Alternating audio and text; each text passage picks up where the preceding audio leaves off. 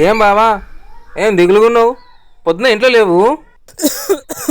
ఏం లేవా, మందుల షాప్కి వెళ్ళింటి. ఏం బావా, ఇంకా దగ్గు తగ్గలేదా? లేదు బా, మందుల షాప్ వాడు ఇచ్చిన గోళీలు వేసుకున్నా. అయినా మనం ఊరుకోంగా, వాడు చెప్పిన వీటికంటే ఎక్కువ గోళీలే వేసుకున్నా, అయినా తక్కువగాలే. అరే బావా, వేయాల్సిన దానికంటే ఎందుకు ఎక్కువ వేసుకుంటున్నావు? గిట్ల చేసే కదా నీ భూమిని కూడా పాడు చేస్తున్నావు. ఇంకా నీ పిల్లలకేమిస్తావు? అదే కదా బావా నా బాధ అంతా. మా అయ్య నాకు బంగారం అసలు భూమి ఇచ్చినండే. ఇక నేను నా పిల్లలకేమిస్తానో ఏమో. నా భూమి మంచిగా ముచ్చట చెప్పరా అదే. ఏం లేదు, మట్టి పరీక్ష చేయించుకో, ఆ ప్రకారం ఎట్లా ఎరువులు వేసుకోవాలో చెప్తారు. అర్థం కాలే, జర వివరంగా చెప్పు బావా.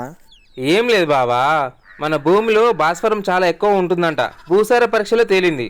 అందుకే మనం జీవన ఎరువులను వాడుకోవాలి. జీవన ఎరువులా? గవేంటి? ఇది భాస్వరంను కరిగించే బ్యాక్టీరియా. అది వాడితే భూమిలో ఉన్న అధిక భాస్వరాన్ని కరగదీసి పంటకు అందిస్తుంది బావా. గట్లనా? గా జీవన ఎరువు పేరేంది బావా?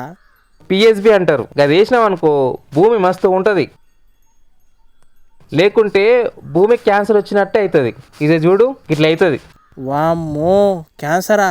వద్దురో నాయనా, గా దానిని మందులు లేదంట కదా. అవు, జర జాగ్రత్తగా ఉండాలి.